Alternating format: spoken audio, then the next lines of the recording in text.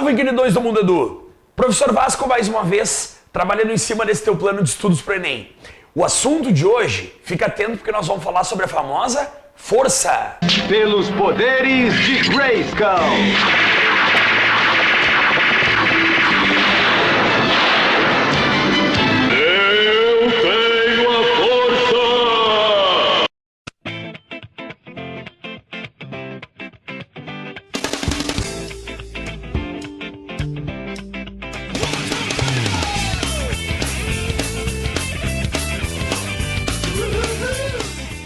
Salve, queridões do Mundo Edu! Essa aula de hoje é uma aula que tu tem que ficar atento, principalmente porque a gente vai começar a falar sobre as forças mais notáveis do teu dia a dia. E é interessante tu ficar atento porque na prova do Enem, tu vai ser questionado se tu sabe identificar essas forças, aonde que elas estão agindo e quais são os efeitos que elas criam quando estiverem agindo sobre um corpo. Então te liga que nós vamos começar a falar sobre 4 forças mais comuns do dia a dia. A primeira força é a chamada força-peso. E essa força, ela é facilmente confundida com a massa. Então vamos se questionar uma coisa aqui? O que é força-peso? A força-peso, na verdade, é a força que qualquer planeta puxa qualquer corpo à sua volta. Mas agora fica atento numa coisa. Todo planeta consegue puxar corpos à sua volta? Em qualquer planeta existe uma força de atração. Todo planeta puxa corpos à sua volta em direção ao seu centro. Por isso que aqui na Terra nós percebemos uma queda dos corpos para o chão. Só que na verdade essa queda está acontecendo em direção ao centro desse nosso planeta. É bom salientar que os planetas não vão puxar qualquer corpo do cosmos.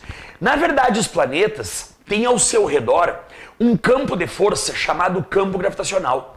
Esse campo gravitacional é uma região que tem em volta dos planetas que eles conseguem atrair corpos que estiverem dentro desse campo, dentro dessa região. Mas o importante é falar no campo gravitacional, porque a gente acha que esse campo gravitacional é algo que nós podemos ver. Errado. O campo gravitacional é algo que a gente pode sentir. Por exemplo, quando tu coloca perfume, é possível ver o perfume ao teu redor? Me talk to you if I was your boyfriend and never let you go. I keep you on my own. Claro que não. Na verdade, quando alguém coloca perfume, cria ao seu redor um campo de cheiro.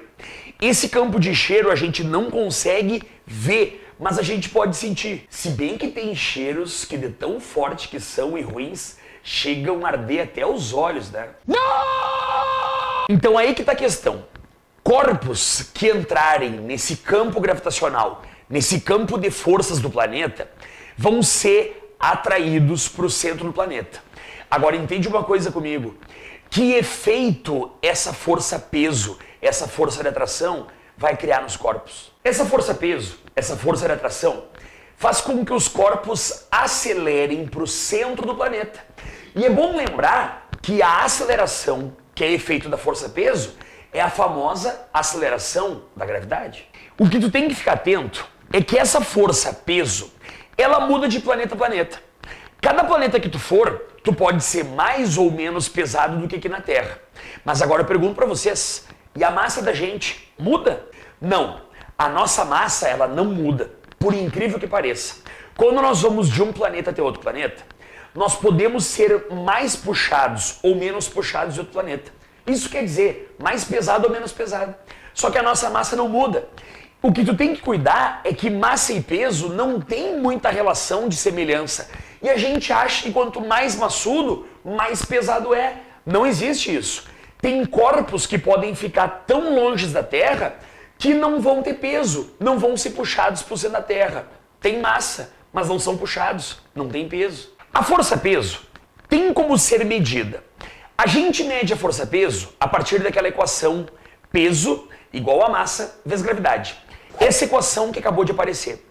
Fica atento numa coisa, só existe força-peso quando o corpo tem aceleração para o centro do planeta. A própria equação demonstra isso. Se o corpo não acelera, ele não tem peso, mas ele tem massa. Então te liga mais uma vez, queridão.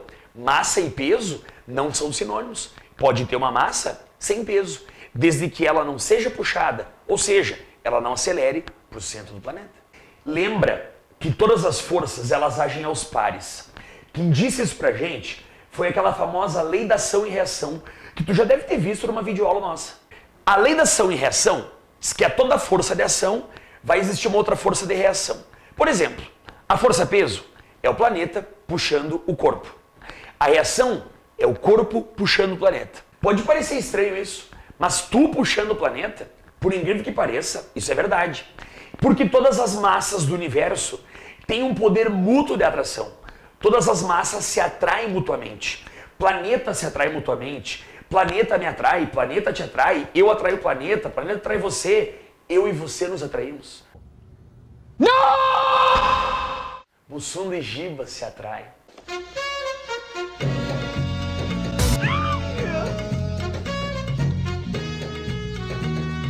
Ai, que delícia! Finalizando a força-peso, fica atento porque a força-peso, como é uma força, é medido em newtons, enquanto a massa é medido em quilos. Então tá aí mais uma diferença entre peso e massa. Outro ponto importante, a massa, na verdade, é a inércia do corpo, é uma resistência que o corpo tem a sair do estado de repouso ou do estado de movimento, enquanto o peso é uma força de atração. A segunda força que nós vamos falar é a chamada força normal de apoio. O que é essa força normal? A força normal é uma força de apoio que existe entre corpos devido ao contato entre eles. Por exemplo, imagine nosso editor, aquele gatão que não faz nada, fica só nos queimando aqui. Ele fica lá na sua poltrona parecendo um rei ou quem sabe uma rainha e a poltrona fica o dia inteiro segurando aquela bunda para não cair. Pobre poltrona.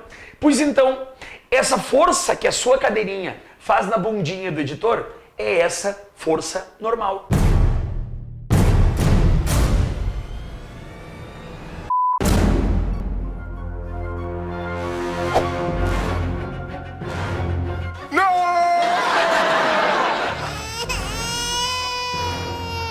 Vasco, nunca mexa com o editor.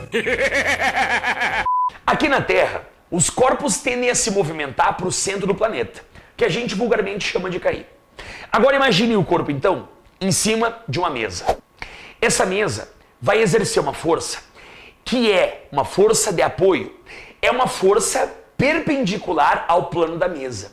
Essa é a força normal, é a força de contato entre os corpos, que a mesa evita a queda do corpo. É interessante lembrar que a força normal ela não tem uma equação específica. A gente mede a força normal a partir da primeira lei de Newton, se o corpo está em repouso, ou então a partir da segunda lei de Newton, se o corpo tem aceleração. Aí tu deve estar pensando aí, aonde que o corpo está apoiado e acelera ao mesmo tempo, esse cara só pode estar louco. Na verdade, o corpo dentro de um elevador pode estar acelerado e sob efeito da normal, a força que o chão do elevador exerce no corpo. Dependendo do tipo de movimento do elevador, essa normal ela pode ser maior quando o corpo aperta mais o chão, ou pode ser menor quando o corpo aperta menos o chão. E é interessante salientar que essa força normal ela pode nem existir. Por exemplo, o elevador em queda livre. O que acontece será ali dentro?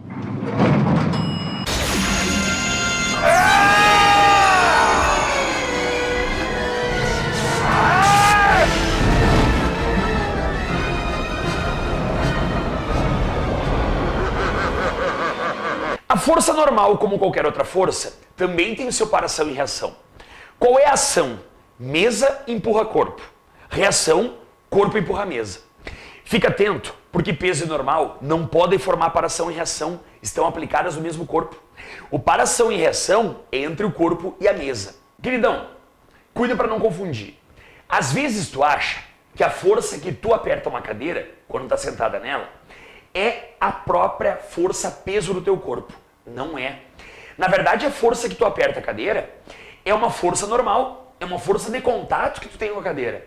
Ela até pode ter a mesma intensidade do peso, mas eu não posso dizer que a força que tu aperta a cadeira é o teu peso. A explicação para isso é bem simples. A força peso é a força que o planeta te puxa.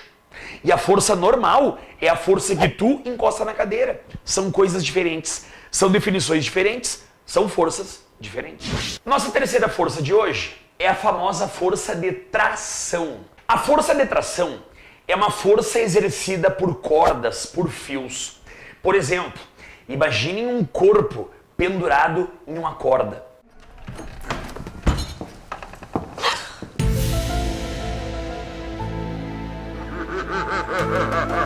O corpo, quando está preso na corda, ele é puxado pelo planeta. Ele tende a cair para o centro do planeta.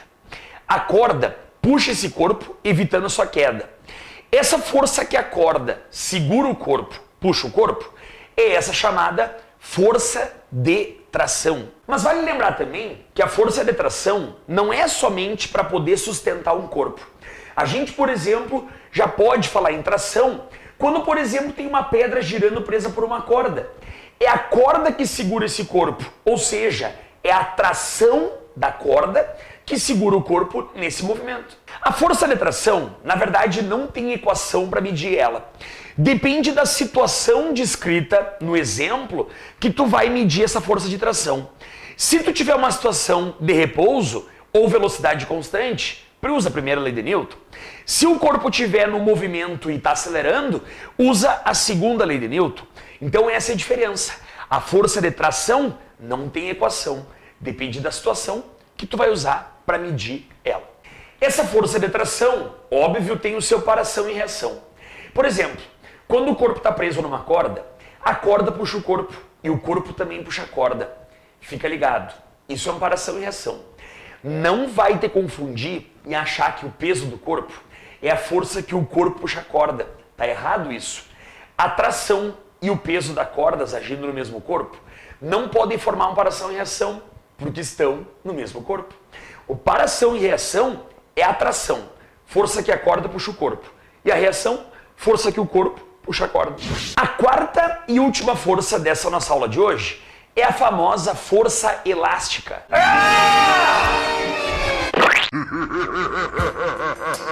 Essa força elástica é a força associada à deformação do corpo. Tiras de borracha, molas, toda vez que você puxa um desses corpos, automaticamente esse corpo ele cria uma reação que é para voltar ao seu estado natural sem deformação. Essa força de reação do corpo é a chamada força elástica ou lei de Hooke. Não, cara, é lei de Hooke. Eu falei de lei Hooke.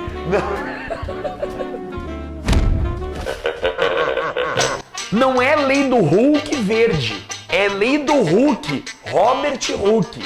Essa força de reação da mola para voltar ao seu estado normal, sem deformação, é diretamente proporcional à deformação que ela tem. Essa equação está demonstrando isso. Força dela de reação é maior quanto mais ela apresentar deformação. Mas aí tem mais uma característica importante. Qual outra característica da mola interfere diretamente na força necessária para deformar essa mola? Existe uma característica da mola que é a dureza da mola. Molas mais duras são molas que têm que se fazer mais força para deformar. Molas mais molengas são molas que têm que se fazer menos força para deformar. E a força que a gente está falando aqui, a lei de Hooke, depende diretamente dessa dureza da mola, além de depender também da deformação. Essa dureza da mola é chamado constante elástica da mola. É o K da equação. Essa constante elástica só depende de características da mola, material, dureza, não depende de nenhum outro fator. Temos aqui um gráfico que relaciona força e deformação.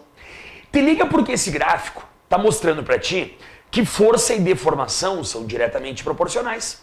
Quanto maior a força aplicada na mola, mais deformação ela tem.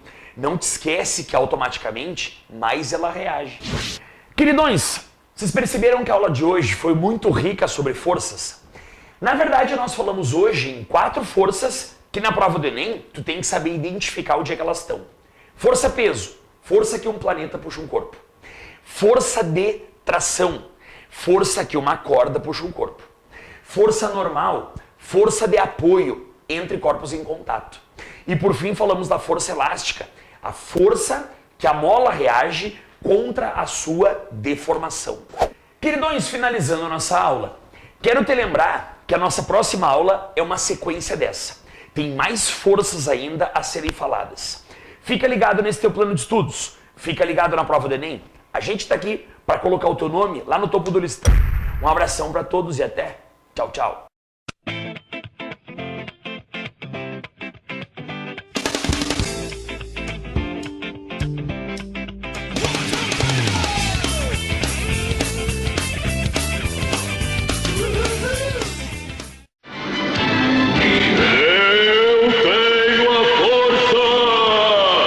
Mentira!